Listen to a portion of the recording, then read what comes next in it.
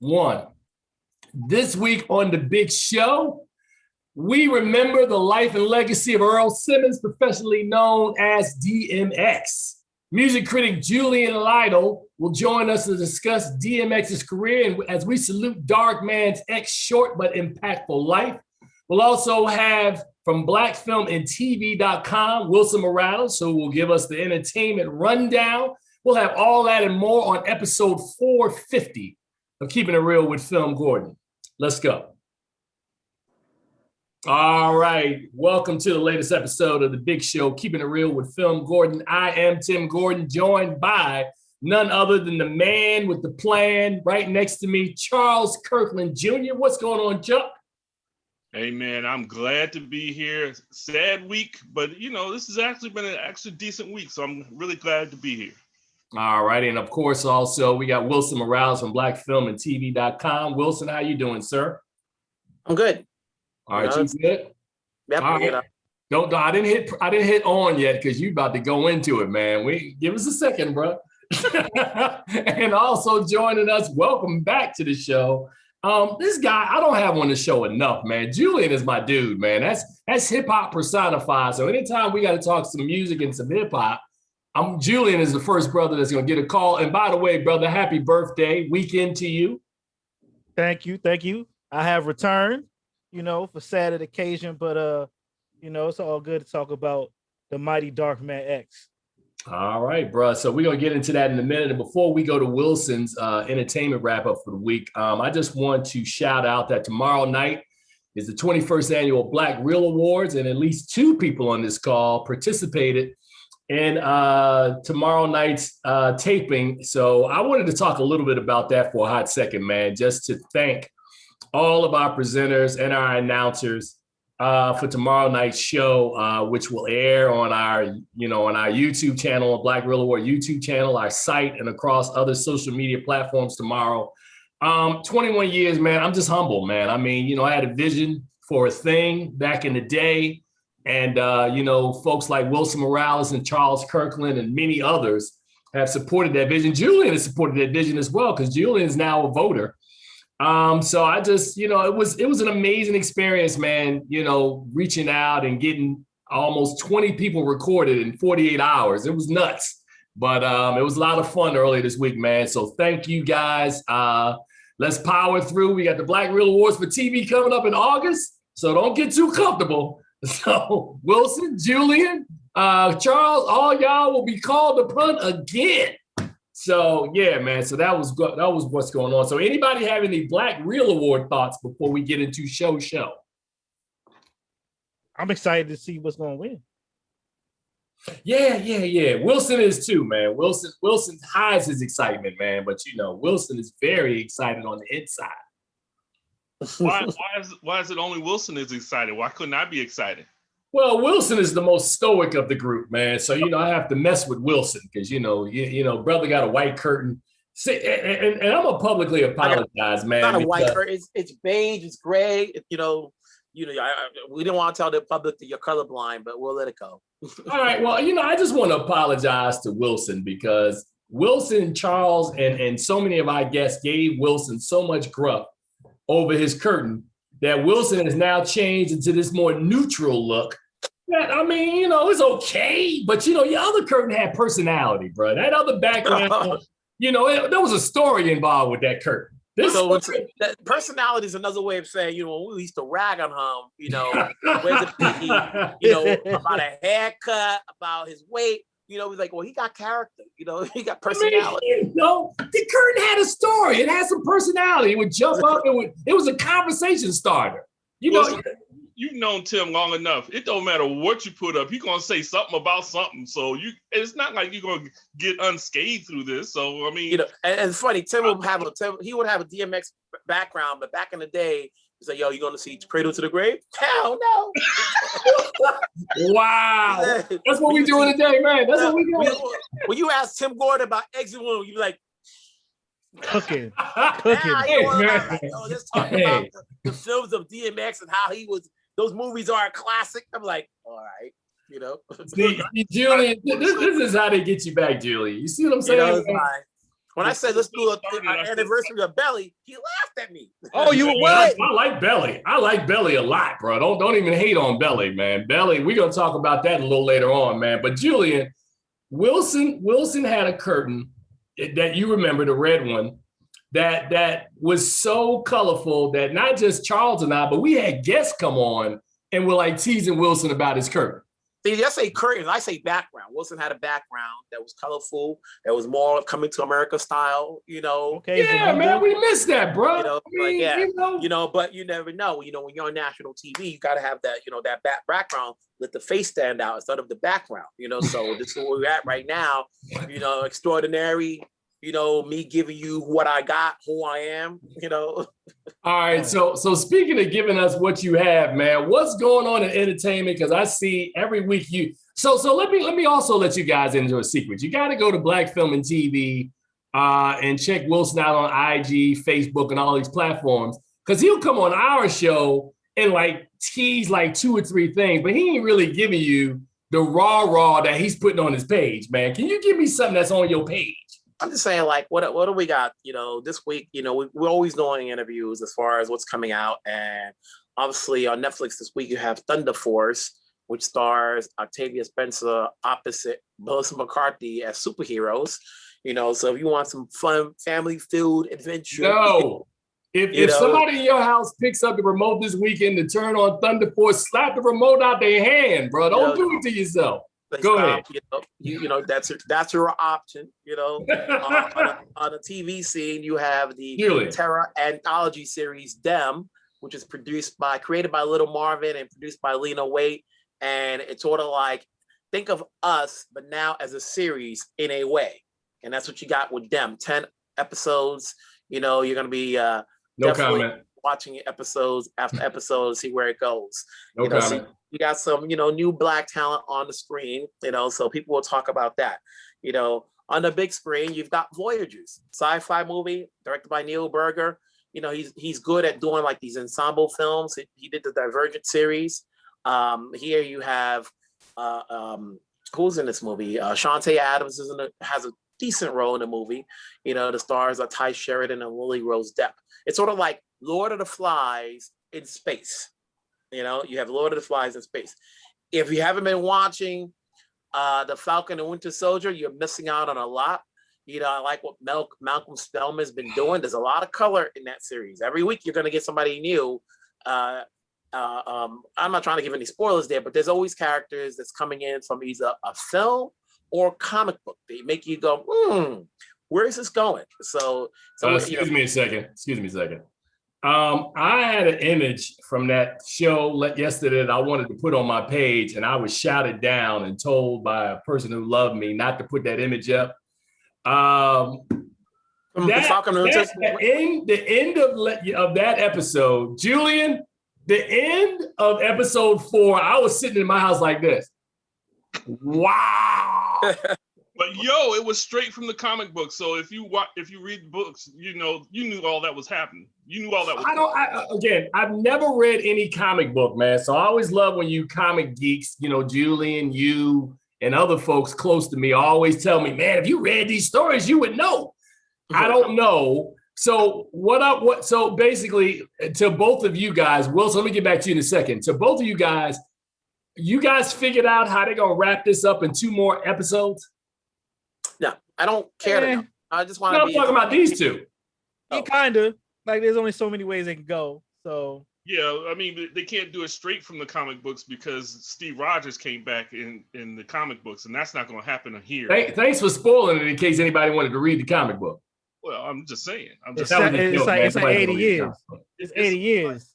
It's like super old. So if you haven't read it now, it's too late. Okay. Anybody? Okay, so go ahead, Wilson. Finish. So we'll come back to that later on. But go ahead, Wilson. Netflix finally put out a release date for a long-awaited film called Monster, which premiered at Sundance somewhere between 3 to 4 years ago. 3 years ago. 3 years ago. They changed the title to All Rise. Now it's back to Monster, starring Kelvin Harrison, Jennifer Hudson, John David Washington, You got Julian Jerome in there. You know, I mean not Julian Jerome. You've got Jarrell Jerome. Jerome. You know, you've got a lot of who at that time weren't big yet, but now 3 or 4 years later, you've got an Emmy Award winner. You got an actor who was almost Oscar nominated and wasn't an Oscar nominated film. You know, so that film may have a bigger life than it was, but Netflix has picked it up and they put out a May release date for the film. You've just recently online, Amazon posted the final trailer to Without Remorse. And I'm doing interviews recently with, that stars Michael B. Jordan, and that comes from the world of Tom Clancy. I think the original title is called Tom Clancy's Without Remorse. And so, so that's a good story there. Michael B. Jordan, you've got Jodie Turner-Smith, Lauren London, you know, Jamie Bell. So it's supposed to be, I think, a 2-part film that Amazon picked up from Paramount. So, you know, so that's good. You know, so you've got a number of things that's happening there. So between TV and films, you know, you've got one of the most controversial decisions is that you're going to get a reboot of a classic film, House Party, you know, starring George Lindenberg Jr. and Tosin Cole, in which they wanted newcomers, you know. Why? Being produced by LeBron James and his company with the blessing of Reginald and Warrington Huddling, because they were serving as executive producers. And I'm like, you can't recreate what did well in the 90s. It's like, you can't recreate, you're not going to get that same feeling. It's hard to recreate a Black film remember, you got to remember, and this is my 2 cents in this, we didn't have certain films in the 80s and in the 90s. So when we saw these movies in the 90s, we cherished them, good or bad. They became cult classics down the road on VHS, on DVD. You get played. Some of these movies, clips get played on YouTube on a regular. Just the other day, I was watching an old clip from Training Day, which turns 20 years old this year, you know? And it's like, you can't recreate those magics. You know, so like, why? You know, just do another movie. Obviously, we, the audience, will see it as a ripoff or a house party-like movie because that's what you get from Hollywood. Everybody's always going to say, oh, this is the Black version of this. This is the white version of this. You know, so many movies have been made like Romeo and Juliet, take West Side Story, you know, like that. And you can recreate it, just adapt it differently, you know? Not everything has to remake, but this is where we are with Hollywood as far as what's it take to get greenlit, in which, you know, I think everybody wants to take a chance on a built audience, especially now. At the end of the day, you know, you have to wonder, like, what is it that studios are going to greenlit for theaters while everybody's still trying to go to streaming channel? What is it the studio, you know, when you have these 2 actors who you can't really think what big roles they've had, so which is why you want to take a chance on them. You know, you take it, you know, it's like if you just made a regular film, there's no audience right away, unless the trailer sells. But the minute you say House Party, you know, I think I posted it on social and I got like over 150 comments like, what? No, stop, you know, leave it alone. And all of a sudden that movie has interest because you attached a property that is well known. Well, I'm going to say this, and I was thinking, do I reveal this information or do I wait until Warrington comes on the show and let him tell the story himself? But he sat down, he was one of our presenters, he's going to be one of our presenters. And we had a long conversation about the 2 most popular films that him and his brother produced and directed, which of course are House Party and Boomerang. And he gave me some information that stunned me about that. And I didn't know whether it's my place to put it out there or should I let him put it out there. But let's just say that if they're going to recreate House Party, it's going to be real hard to do what they did the first time. and I will share with you later on what he told me. It's going to be real hard to make that movie. Again, unless you are trying to do a shot by shot, because I'm gonna leave that alone. But Wilson, the irony of it is the day that was announced that they were redoing House Party was the same day we talked. So it's like, very interesting, man. So, all right, Wilson. So before we let you get out of here, because you only got about maybe 15 minutes left, or 10 minutes left. Tell people where they can check you out, man, because I want to make sure we get it in today. You can find it over at BlackFilmandTV.com. You can find it on YouTube, Facebook, Twitter. We try to put as many stories as possible to let the audiences aware, because that's the name of the game. It's like we have to let each other know about products that are out there and not wait for the bigger trade places, which is Variety and Deadline, to put these stories out. And it's like when somebody dies, like, granted, when DMX was a worldwide name, so everybody was talking about that. But when somebody else dies, now we're talking about their accomplishments, and people are like, "Oh, I didn't know." And then it's a question of like, because we didn't tell each other about them. We have to create a synergy between people, between TV and outlets and networks, so that way a person's bigger than they are, and their awareness is out there. Granted, it's not always easy for talent to get their work across because they may not have the capital to hire publicists or a team. It's not always easy. So if we think their work is worth mentioning, tell it out there. I still think about movies that came out last year that may not have had the ratings because nobody played in theaters, but if enough people saw it, who knows what kind of buzz it gets. You look at these nominations, it's like, has anyone seen Pieces of a Woman? Outside of what we do, because we're press, that I was like, people are like, oh, Vanessa Kirby got a Best Actress nomination. Outside, if it wasn't on Netflix, where else would you have seen it? Yeah, I got you, man. All right, so I want to take a pivot right now. And Wilson, since I know you're going to be leaving shortly, man, yesterday, of course, we knew that DMX had been in grave condition for about a week, right? And, folks were, holding on and hoping against hope that he would pull through and continue to fight. And of course, yesterday, I think the family made the decision that he was on life support to kind of end that. And so, of course, it hit social media around, I would say, noonish yesterday. Everybody started kind of getting the word that hip hop had lost another legend, man. I mean, it's funny. I was thinking about this, and I was thinking about like all of the rappers that we love, and have lost.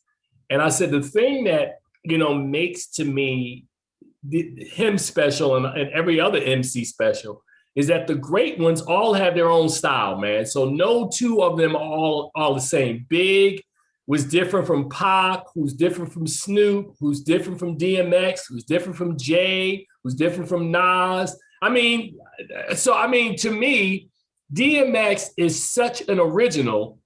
And when I say an original, I'm talking about an original in his style. You missed a style. And it's funny because I think the last time we saw him doing his thing was when he went up against Snoop in Versus. And I think that was sometime last year. I think that's probably like the last moment.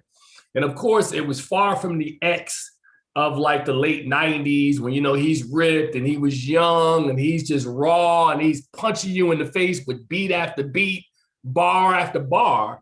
But, it was a wonderful celebration of the West Coast dog versus the East Coast dog on Versus. And I rewatched it yesterday. So that's kind of where I am with DMX. We're going to talk about him for the rest of the show. But Wilson, before you get out of here, because both Julian and Charles will be around. DMX, as a journalist, you've covered his films, as you said, Belly, Exit Wound, Romeo Must Die, and so many other films that he made. You also, of course, being an NYC guy, you've listened to the music, and I know you have. Give me some thoughts, man, on Earl Simmons, aka Darkman X, aka DMX. Growing up, obviously, when rap was high and way in your face back in the late 90s, obviously DMX I won't say introduced the new raw, but everybody always wants somebody that's fresh, that's real, and he came out with that, Rough Rider joint. He had that thick voice. The Rough Rider anthem is like, just, you can think of, the lyrics, on there. And when he started to come onto the film scene, he had a presence. And I remember Joe Silva, the producer, I remember him talking about DMX and said that, like, listen, sometimes, you know, this is when rappers are starting to make their scenes on the film world. And he said he saw something in DMX, like, this guy can bring in an audience. And he started casting, I think he had, DMX was in a small role, and then I think he put him in Cradle to the Grave with Jet Li, and they were like, yo, X to this day, he held his own. You know, I remember, I think it was Exit Wounds, where he was opposite Steven Seagal. We did the junket, and during the junket, the premiere was gonna be in Rockefeller Center with an after party thrown by DMX, who was a performer. During the junket, I believe he had been arrested. And I remember we were like at the premiere, at the party, and we were like, is he even gonna make it? Like, they're still making it happen? And we got the word, and there are very few people who had cell phones. It goes, oh, we got the text. He's been bailed. I'm sure the Warner Bros. Like, he's gonna be with us. He ain't going anywhere. He's gonna be performing, you know. And then when he performed, he gave a great concert, and he continued to do movies. And, you know, granted, you know, everybody has demons. The question is whether or not you hide them or not. And, you know, he's had his demons, and, you know, we always hoped for the best. And, you know, he's had his ups and downs. And as you mentioned, you know, when he appeared in Versus with Snoop Dogg, that was a good thing. He wasn't the same, but just like anybody else, just like you recently had the Isley brothers, you know, on there. Listen, we're not going to get the same vocal that we heard from eons ago, but just to see him. I think what we're getting now is everything old is new again.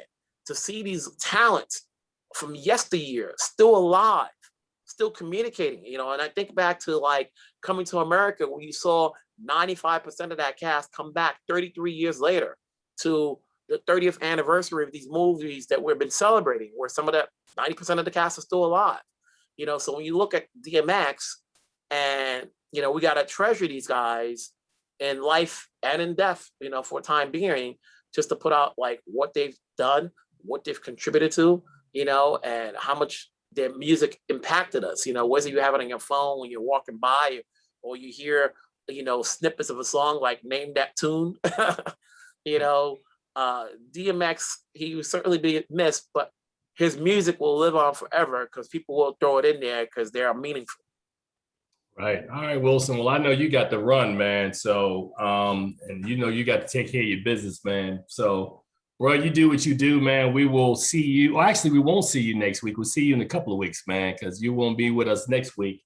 I'll let Charles and the crew know, but yeah, I think the week after, I guess I come back, will it be before or after the Oscars? It'll be the week of the Oscars. It'll be that Saturday before. Okay. You know, so I will see you, and you know, that'll be you. I mean, you already know who's going to be on that show. You have an idea who's going to be on that show. So you be safe. I'll see you in a couple of weeks, bro. And keep on doing what you do. Take care, folks. All right. Take care, Wilson. That's Wilson Morales from BlackFilmandTV.com. He joins us at the top of each show. So Julian, I will lead with you, man. You know, I was thinking yesterday, because I was listening to Rock the Bells radio, and of course they shut down all their programming and did an entire day of DMX, right? Starting with Roxanne Shante. And I think Mr. C made a really good point on the show that when DMX emerged in the late 90s, you know, it was the shiny suit era in hip hop, man. You know, Diddy had come out with Mace, and they were, I mean, I'm not laughing. I mean, am I right in calling it the shiny suit era? That is agreed upon time period post. You know, when they were rocking all these, you know, all these metallic, you remember after Big died, and, you know, Puff had all these shiny red and all these crazy looking suits. And all of a sudden, man, Big L, who would die in 99, was still bubbling, you know, hadn't really burst yet. And, you know, here comes this kid from Yonkers, New York, man, who had been on the scene bubbling as well. Gruff voice, hardcore, gritty street style, man. I mean, you know, you're talking about taking it back to the streets. X was the streets, bruh. And I think in depth, what now I'm starting to understand, that he was probably the first artist since Tupac who literally would give you all their emotions in a record. Like, you know, we talk about an R&B that Aretha Franklin would sing lyrics that you could feel. DMX, Tupac would rap lyrics that you would feel. So the streets felt DMX, warts and all. And, you know, here's a man who we saw have challenges and struggles. He put it in his music. It was his personality. He put it out there. He didn't try to hide it. And I think what the outpouring of grief about X's departure is for that reason, that so many people connected with him because he wasn't perfect. He was imperfect, and people embraced that about him. Talk a little bit about that, Julian. Yeah, that period of post tragedy, death of Biggie, death of Tupac, and how it totally changed because then Puffy had to become the lead of Bad Boy, which basically he had to become the solo star of New York. And then, you know, he's bringing up Mace, but, you know, all that shininess was cool, the samples. But that first time in like 97, LL was back and he had that 4-3-2-1. And you heard this dude literally growling on the microphone after you heard Method Man and Redman. You like, who is this dude? And he's talking about robbing you in the song? Like, he's sitting there with dogs and it's dark. It's like, oh, like, what is this? You like, I don't even care about LL, you know, Meth, you know, Wu-Tang Forever. And Red's like, yeah, but who is this dude? And then like 24 Hours to Live came out with Mace, and you hearing the locks, and then this dude come out the water. Like, what? Like, what is going on? Who is this scary?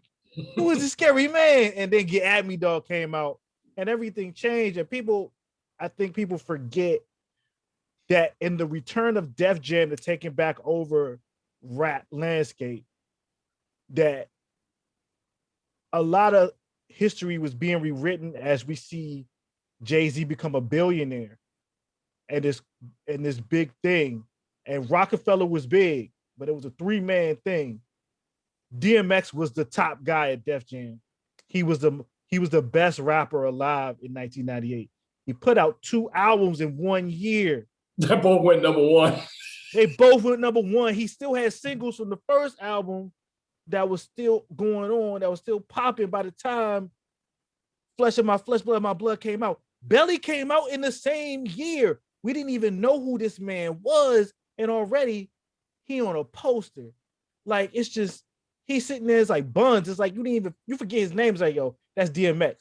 It was just like Tupac, and he was connected to Tupac because it was authentic. But even there was something about Tupac where you know he knew what he was supposed to be doing. He knew he was doing the wrong thing because he came from Black Panthers and this, that, and third. Nah, DMX is just like, no one took care of him, and he just appeared. If to use comic book terms, he's Wolverine. You know, Wolverine is a killer. Like, he's trying to be good, but like, really, if he go out, he going to just murder everybody. And that's DMX. Wow. Like, good. DMX is there, and it's just like, no, it's amazing how many hits he was on. He was just doing so much. It was something that tapped in. Like, I went to college in 98, and to go to New York City, like when it was still hot outside in 1998, DMX was something. DMX was that blaring on the stereo. Like, that was crazy. Like, people really don't understand that run from 97 to 2002. Very few people reached that high. Jay-Z ain't really become that big until after DMX fall off. Well, okay, let me jump in, man, because, you know, you said something that's really interesting when you said how people rewrite history, right? And again, I think it's interesting for you to acknowledge that, because one of the things that I watched, and it was something that really circulated on YouTube, was the battle or the freestyle between X and J. You've seen it, right? And of course, there's a Nation of Islam security guard that also jumps on the end. But man, even in that example, you know, and you and I have talked about this, right? I respect Jay like I respect Michael Jackson, right? but I love Nas like I love Prince, right? So those are my preferences. Those are my guys. So on that night, one of the things that I used to talk to you about, I was like, man, DMX tore Jay-Z up. And no, I mean, people talked about it because it's like, I mean, you can see it on tape now, what X put out there. And I forget what rhyme it came from, but that last line where he talked about putting the stripes across your windpipe, everybody in the room was like, woo, X. See, he a killer. He a killer. It's like you can never, like, Jay-Z is like a crime boss. He's Michael Corleone, whatever. Nah, like DMX did it in real life. He was robbing people. Like he was he's a stick-up kid. Like he might have sold drugs, but he would rather rob people and rob the drug dealers. It's like it's just something different. And like, that battle alone, people seem to forget that people was legit. Like Big L is considered to have the better verse on the Stretch and Bob show. But they're both killers. Did people who was there, Irv Gotti, all the people say like, yo, X got Hov. Like you listen to Money Cash Hoes, X got the verse. That's the verse where you want, if you had super strength, you flip it over a car on the street when his squad's like, he gets you completely hyped. And DMX was the top dude. He was something special. He was like, that's why you could put him in a movie. He has so much charisma. Like that Backstage movie, that movie has so many moments, and in the end, the person who went on last, it would go between Jay-Z and DMX because Volume 2 came out and the Rush Hour soundtrack came out, so Jay-Z was popping. That was the first time Jay-Z went 5 times platinum. But again, DMX had 2 albums out at the same time and Belly. So, and the thing, and a lot of people also forget, one of the people that DMX inspired was Kanye. Because DMX was the first person to go on stage with just him and the DJ. No hype man, no other Rough Riders. It was just like him and Swiss. And then he's out there crying at the end of the show, praying to God in front of all the people, all the stuff he did. Like, that's the reason why Kanye will go out with nobody, because he saw DMX. All right, so hold on a second, Charles. So to Julian's point, man, the other time that I saw them put the number ones from 3 different labels on a song was Murdergram, right? Where you had Jigga from Rockefeller, you had DMX from Rough Riders, and you had Ja Rule from Murder Inc. And of course, DMX has the last verse on that.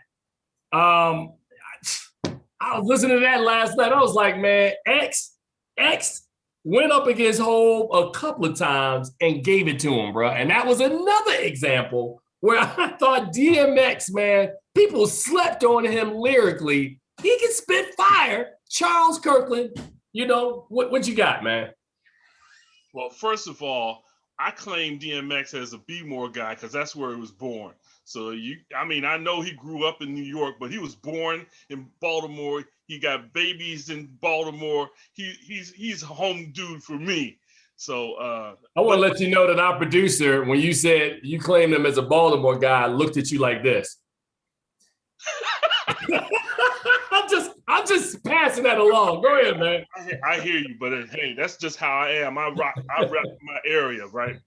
But the best thing for me about DMX was that he was real. He didn't put up no illusions of who he was or what he did.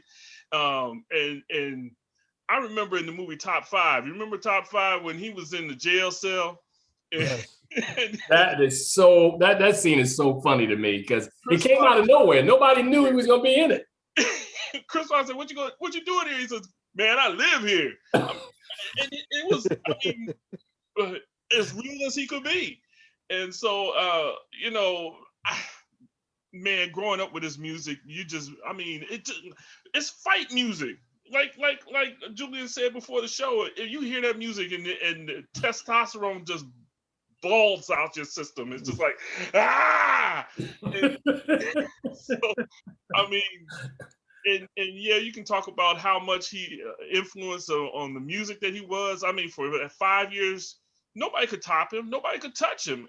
But everybody wanted him to do something with do something with him because he was just that powerful.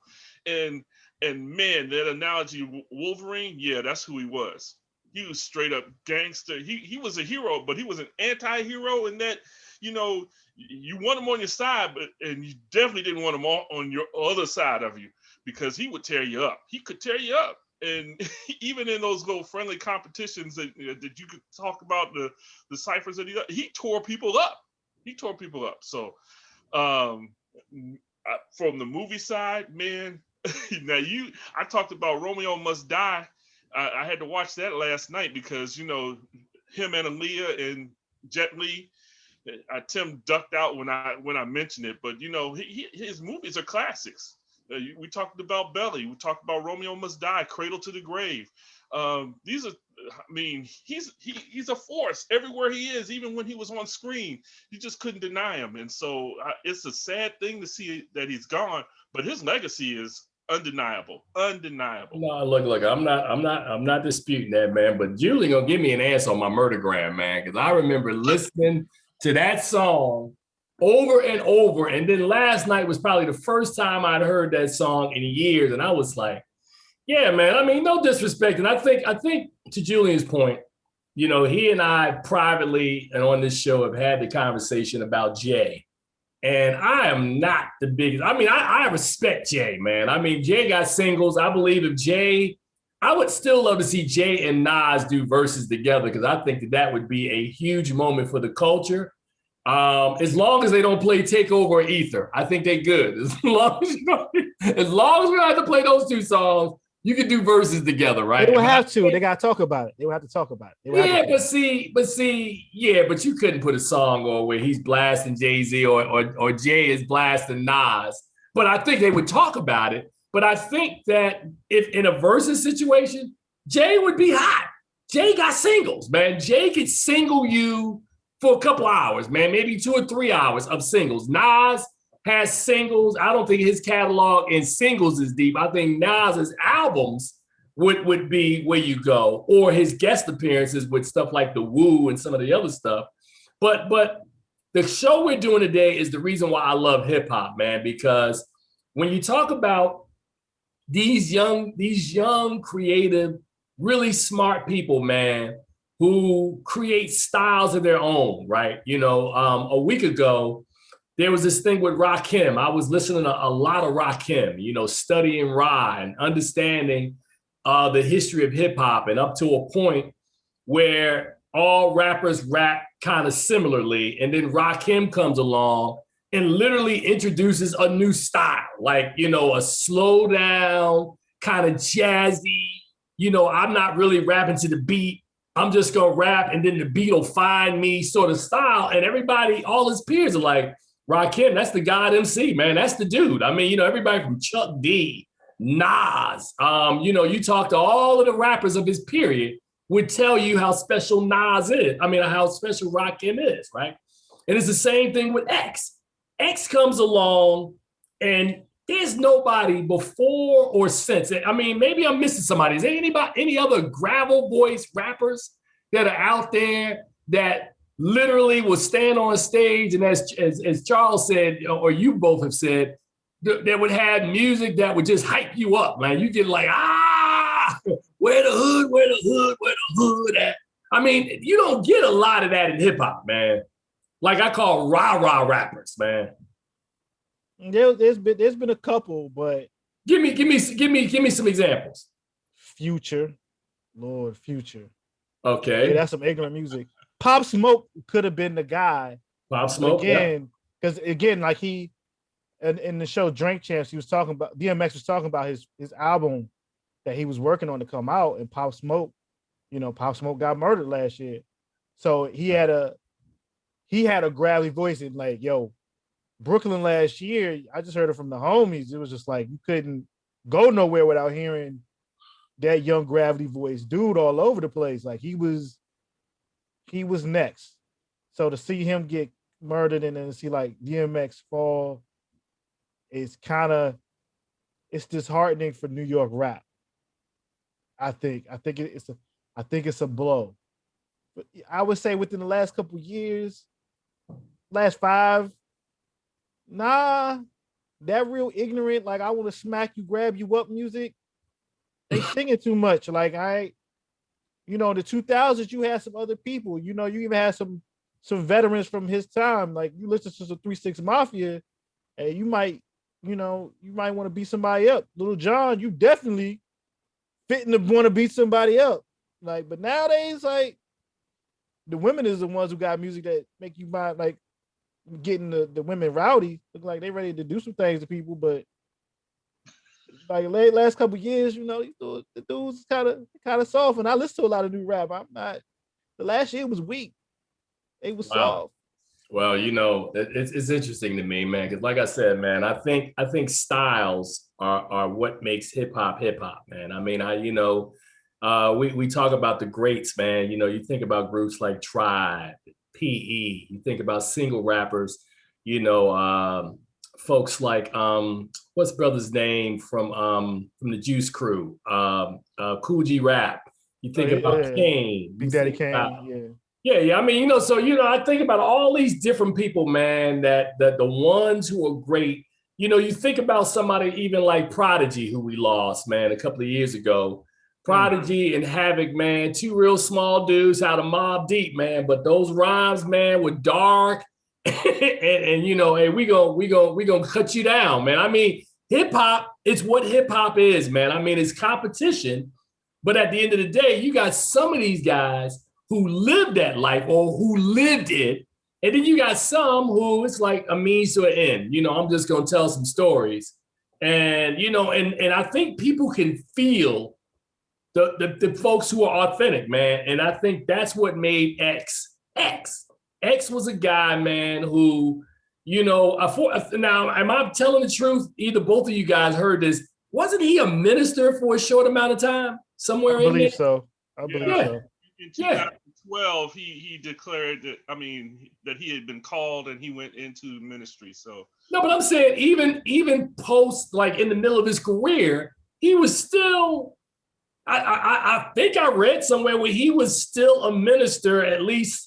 I don't know what congregation, but X, man, was terribly conflicted with his faith. Like Julian would say, he do these concerts, man, then he's praying and crying at the end of a show, man, asking for repentance. So, I mean, and I think that is a very real thing. And I think that's those are the sorts of personality traits that really drew people into him, because we all are imperfect creatures, man. And the fact that he wasn't afraid to wear it on his sleeve and show it, and Pac was similar in that way as well. Folks who people really connect with are people who are real. Yeah, like I said, nobody's. Oh, sorry. Like I said, he kept that reality about himself. He never faked about who he was and what he was going through and what it meant. I mean, he came up as a Jehovah's Witness, and so there's always a spirituality to him. So whenever he's going through there's this dichotomy, he's talking about the realness of his life and the things that he was doing, and then how it impacted him spiritually. And like you said, people felt that because that's exactly what each and every one of us goes through. We commit sins every day, and then we it's like, man, how does it affect us personally? So, was always refreshing to see him show that side of him, saying, man, I struggle, and all of us struggle. So, like I said, it always kept it real, and sometimes painfully real. So, but that's what was the attraction about him. It wasn't that he was faking the funk. It was, he is who he is. I am what I am. I do what I do. It's not always great. So, Julian. Yeah, man. Also, I think there's no one who was actually realer than DMX. Because again, like even somebody he was compared to by basically just being a bald-headed black man with no shirt on and a goatee, Tupac. Again, like there's something about Tupac was an amazing actor because he became Bishop. Like he became Homeboy Poetic Justice. He gridlocked. He became a different person. And again, he would do a Brenda's Got a Baby, and then he'll do a Hit 'Em Up. And there were certain things like he came out with Machiavelli the 7 Day Theory. He's doing things where he's playing politics. DMX didn't care about none of that. DMX was the front man of the Rough Riders, and I don't think people give enough credit, because before that, I never saw black people ride motorcycles like that. Like the whole idea of motorcycle clubs and bikers, that was stuff white dudes with beards and long hair and vests. You see Rough Riders, they got dudes standing up on bikes looking like they coming out of anime, and they got bandanas around their head. They doing wheelies on the front of the bike, and you don't want to fight none of them. And you're like, how many there are? Like, I never saw like all the type of bike culture till after Rough Riders. They had the Rough Rider tapes, and then you see it in the Rough Rider anthem came out, and again, stop, drop, shut them down, open up. It's like, woo, woo. He was like, oh, this is real. This is real stuff right here. This is real G stuff. And put Eve on. The Locks was like but they was the group inside of it. They was like a team inside of a bigger team. And if they all come together and they got the young boy Swiss beats, because back then Swiss was like, he was young, he was like a kid essentially. And he was making these beats and everybody kind of knew they all came from the same keyboard. It was like, man, if I get that keyboard, I can make the beats. But still, it didn't matter. It get you hyped because DMX got some of the best ad-libs with the what? Come on. Like, yeah, it's like, woo, what? Yeah. We getting hyped. Like you charge it up. Dragon Ball Z type stuff. You getting hyped, you getting excited, you ready to go. And it's like he was special being that type of front man, because he was a different front man. He had similar energy to what you got from Wu-Tang, but it was uptown. Like Wu-Tang is something else, but he from uptown, and part of uptown that you ain't, that Bronx Yonkers area, that at that time people kind of forgot that hip hop started up there, not in Harlem, not in Queens, not in Brooklyn. It started in the Bronx, and then people from Mount Vernon and Yonkers came down and back and forth. So he brought all that back. He basically set a stage for New York to kind of run things, because after that you get things like 50 Cent, and he was able to take off from there until about, he fell off about like 2006 till, the South and Kanye took over. Right. Well, like I said, man, I think this is part of the reason why I wanted to have you on, because, Julian and I have sat on the phone for hours, talking about hip hop. I'm telling Julian about groups I like. Julian comes and fires back. I noticed I haven't gotten anything new from you recently. So that basically is telling me that, what is that saying, Julian, when you haven't sent me anything new in like 2 years? The last 18 months. You said it already. You said it's kind of soft right now. But R&B and dance music is popping, but So hip hop has been soft the last year and a half, bro. It's kind of weak right now. And the women are strong. The dudes are not. If they don't want to hear that, they got their names are a sentence long, and they're all sing-songy and they can't sing. And it's like, when we gonna get past this? It's cool. A lot of people hold it back though, because we haven't got a Kendrick album, we haven't got a Drake album, we haven't got a J. Cole album, and those guys are getting into the upper stages of their career. They're all over 30 now. Wow, I was about to ask you that, man. So Anderson .Paak doing a song with Bruno Mars, calling himself Silk Sonic now. I mean, come on, what's going on? I never even considered Anderson .Paak a rapper. I know he was on that Compton album, but all his albums are like R&B tinge. So I was like, them coming together, making essentially an album from like 1978. I'm like, sign me up. But think about this for a second, Julian. You done lost Nipsey Hussle. Yeah. Who would have been another soldier who would have been out there doing this thing. I mean, I think Pop Smoke. Yeah, Pop Smoke is another one. I mean, so a lot of these guys that would have been up next on the bench, and by this time, if Nipsey was still alive, Nipsey would probably be in album 2 or 3 right now. I'm talking about mainstream album 2 or 3. Yeah. So that's a huge loss.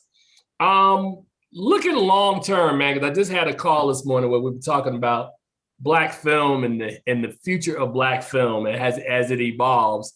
What are we looking at with hip hop, man? Because here's an art form that's from first recorded song, probably 79 and now. So we're talking roughly 40 years of recorded, 42 years now, I think, of recorded music. And if you're looking at the culture of hip hop, in 2023, it'll be 50 years, man, of hip hop music, man, or hip hop culture and music and fashion and all the other things that make up hip hop.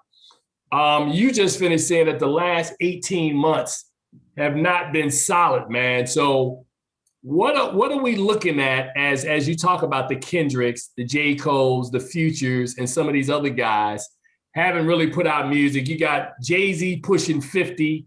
You got Nas almost pushing 50. The Wu is 20 years or 25 years older, actually 30, almost 30 years older for the Wu. All them in 50, all them in their 50s. Yeah, man. I mean, so what is the future of this game, man, that we have? Baby.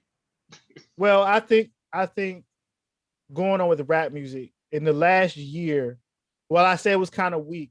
It's been very good years for rappers who've been older, who they've been outlooked. So you have artists like Freddie Gibbs. He's 36 years old. He's from Gary, Indiana. He had a couple of good. He got a project with Mad Lib, that was amazing. And then he also had a project with the Alchemist that was up for a Grammy. It lost to Nas, who finally got his Grammy, called Alfredo. And man, Freddie Gibbs be spitting that coke rap. You know what I'm saying? If that's your thing, got coke rap, that street rap, he's good at it. Griselda, all them cats over 35 years old. Wow. So Benny the Butcher out there putting out bags. He just come out with a new joint. Plugs I Met Too. Fire.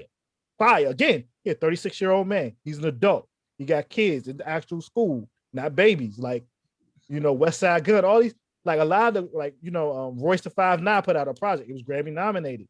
Again, it's I like this with rap. I think we need to look at some of the previously known American music art forms, which is jazz and rock and roll. So like at the 50-year period of jazz was like around like the 70s. So at that point, Miles Davis was doing some next type of stuff. Things was changing as soul, disco, and R&B was popping. But you could say like jazz was actually falling off. At this point in time, for rock and roll music, alternative pop. So the ideas of rock music completely shifted once Nirvana and Pearl Jam and Garbage and then No Doubt, all these things changed before what I feel rock became dead in the mid 2000s. Like once you get to Sum 41 and all that type of stuff, y'all weak, y'all soft, y'all ain't got no connection. But I would say also there was a certain part in rock and roll music where like older guys and older people came in and started making what we consider classic rock. It wasn't classic, it just sounded, it hit a certain tinge with as the baby boomers got to their 30s or whatever. Like, so I think we're at a point where older artists who's been overlooked is going to start to shine more. And I think we're going to lose some more people from the 90s because a lot of these people, I was talking to a friend earlier, people like DMX and stuff like that, they came from a Generation X where, they never expected to get to 25.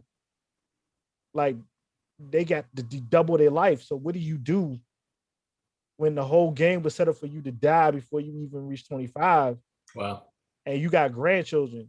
Like, what do you do? Like, where do you fit in? So I think we're going to lose some more because we lost some people from the real golden era, the actual old school era last year. Sadly, I think this pandemic is going to take some people out.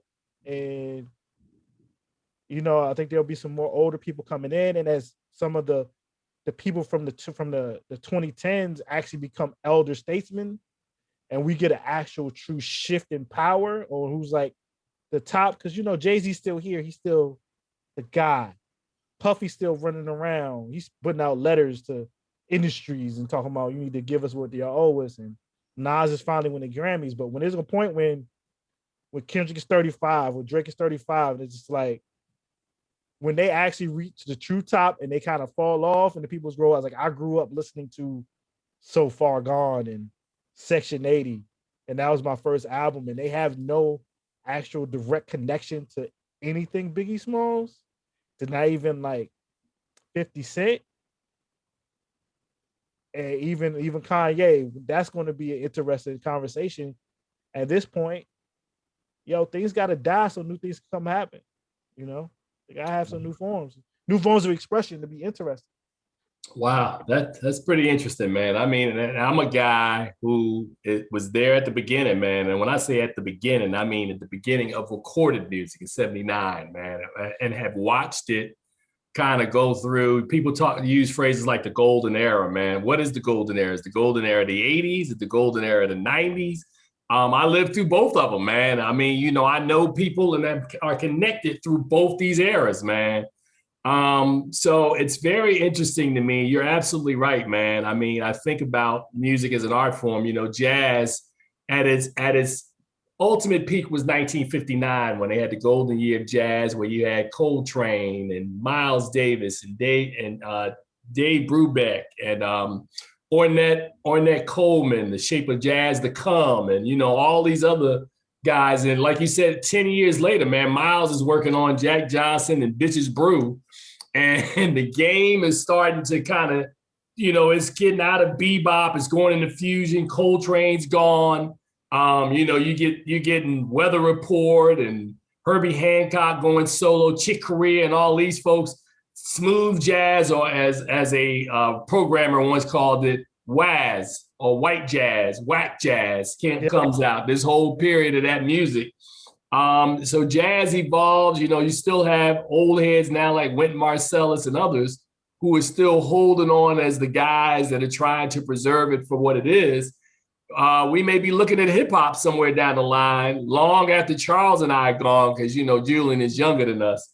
And even as Julian gets to where we are 20 years from now, hip hop might be something entirely different. And you're right, there might not, I mean, Rock the Bells radio becomes like old school hip hop. It's like, what is that? Like, who is Big Daddy Kane? Who is Rakim? Who is Houdini?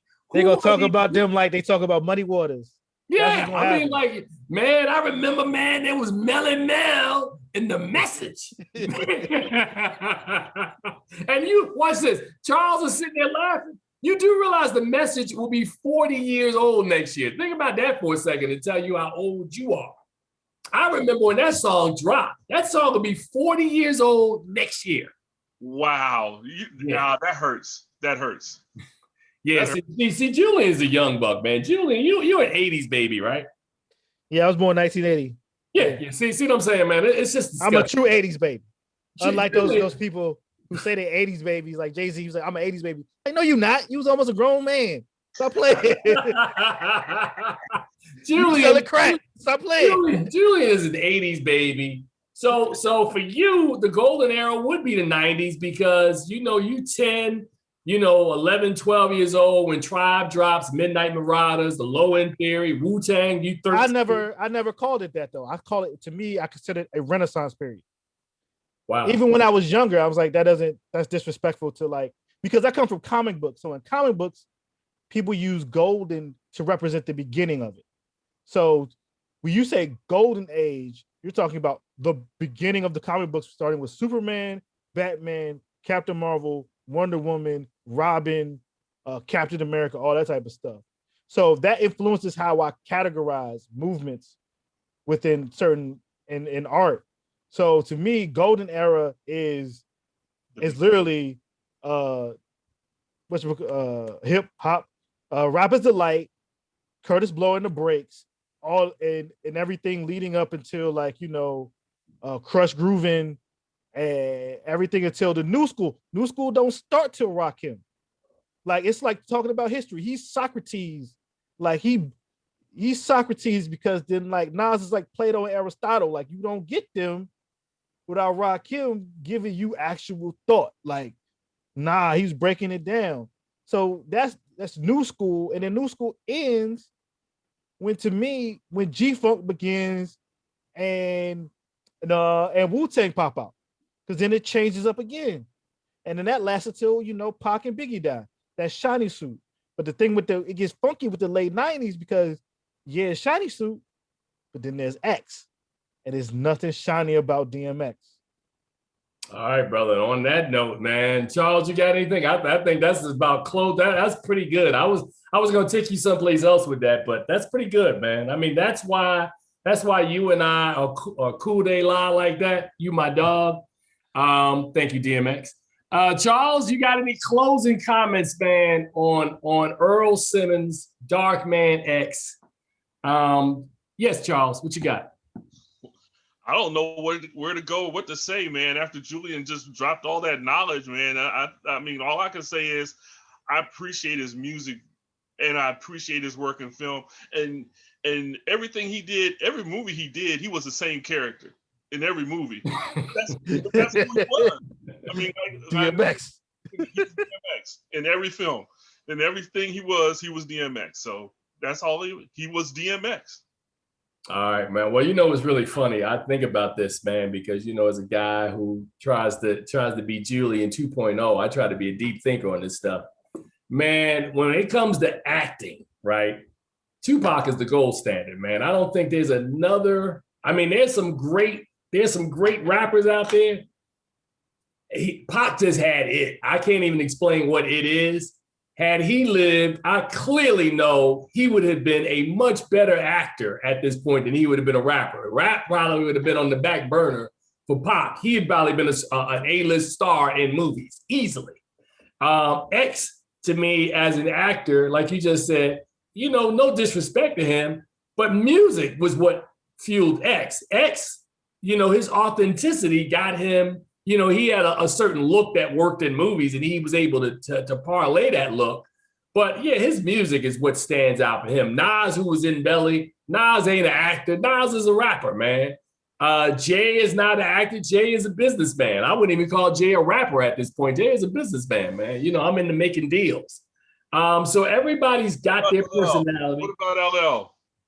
LL at this stage, man, is an actor, and Method Man, I think, is probably another one who I think is a really good actor. I'm not saying he's on Pac level acting, but Method Man is probably the second best actor of all these dudes I've seen. I mean, we can debate it, but Method Man has shown some range, man. I like him, man, in films. I really do. You leave Will Smith out of this, though. I see you, though. Well, man. Well, Will Smith, man, is tell the truth. Tell the truth. That was Tell the truth. Tell the truth. Will Smith is a star, right? So when you say what's the difference between an actor and a star, Will Smith is a star. Denzel Washington is an actor. I get you. All right. You're right, though. I'm trying to say it in a politically correct way. Tupac was an actor. Tupac was an actor, bro. He was an actor. Yeah. People thought he was Bishop. And a pretty good rapper. Yeah, people thought he was Bishop. Like people really was out here thinking he was. Like, oh. No. The big thing is Tupac thought he was Bishop. That's what. Well, never mind. True method. That's method. You got to let it go at some point, though, man. You can't be Bishop your entire life. All right. So, brothers, I want to thank you guys. We're going to close episode 450. Julian Lytle, do you have something you want to promote or you want to send people to a site to check you out? Because I know you working with that mad evil empire called Adobe Network, led by and tell the Adobe person that I called it the evil empire, and that might get some kind of a rise out of them. They're gonna beat you up. You sound playing. You next show shouting you down. They got means. So when you want, they do have means. So where are you telling people, man, to read you or check you out? The easiest way is just to follow me on social media, especially Twitter. Julian Lytle, Lytle. I do have reviews that go up on adobe.com. I didn't review anything the last week or so, because people don't want to send me things. So it is what it is. Yeah, and I didn't want to review stuff because the stuff stinks. I'm just being real. I mean, y'all can dress it up. It's called keeping it real, man. If you see somebody, as I said earlier, Wilson will never tell you the truth on air. Like if you call Wilson now, Wilson will tell you any movies are garbage, man. But Thunder Force was horrible. I didn't like that one at all. It looked like it was trash. It looked like it was trash. I'm gonna tell people this. You know, we just saw Versus last week with the Isley Brothers and Earth, Wind & Fire. And the fact that Voyage to Atlantis is literally one of my favorite Isley Brothers songs. And they use the song in Thunder Force in a seduction scene. You tried to get me to hate my song because your movies. Oh my God, I was heated. I came home, I was like, how dare you? That would be like putting If This World Were Mine by Luther Vandross in a movie. I'd be like, are you kidding me? You pick a song I love to ruin it in a stanky dank movie. They're gonna put that in MCU movie. Watch. They're gonna put Luther gonna be a Falcon and Winter Soldier. Watch this. And the last thing I'll say before I get out of here, I'm looking directly into the camera. Let me look into it. Black producers, stop making movies about Black trauma. I don't want to see any more of them. I'm so spooked right now. I was having a conversation with the representative from Adobe Radio this morning that they sent a film that's coming up the entire first season. I refuse to watch it, man. I'm like, dude, I don't want to see any more Black trauma.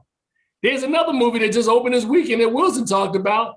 I watched 5 minutes. I'm like, I'm good. I see where this is going. So we need to promote more Black joy, man. And just because, you know, for years, historically, that white producers have produced films that they see us a certain way, do not be like them. Go your own way. Create your own style, all right? So that's kind of my closing rant. If the movie is bad, say the movie bad, man. Stop being nice. At the end of the day, people respect you because you tell the truth. Julian, Charles, tell the truth. As Will Smith would say, tell the truth. No, you're not talking to me. After I gave you the truth for that movie, after I gave you that review for the movie, and you said you really watched it. Yeah, I'm gonna watch it. I'm gonna review it. I'm gonna post it. Because if it's a bad movie, people need to know it's bad, so they don't get trapped. So Julian, for bonus points, Charles, what movie are you talking about, man? There was this movie called Witness Infection. And what did you give this movie? I gave it an F. If I wanted, I should have given it a Z.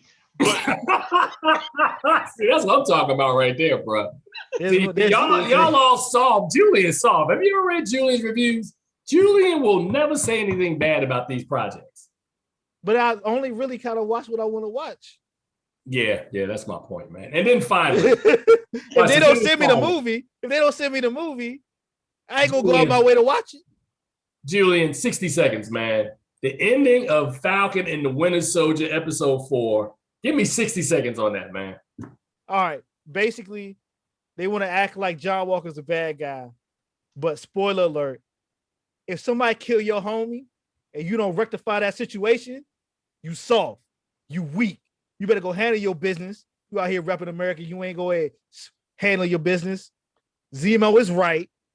All the superheroes is trash. And they all wrong. And it's U.S. military propaganda. That's what that show is. Good job, Malcolm Spellman. So wait a minute. See, my take is entirely different. You find out there's a teaser that happens in there, spoiler alert, where the characters are sitting down talking, and he says that, you know, the when you get the shield, it only magnifies, or not even the shield, it's a serum. When you get the serum, it magnifies who you are.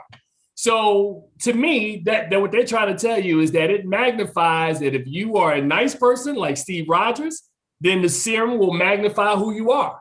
If you are not a nice person and you are this guy, U.S. Secret Service or whatever his name is, John Walker, and you get the serum only, you know, Charles ain't gonna turn into a bad guy because you gave him serum. Charles is a nice guy.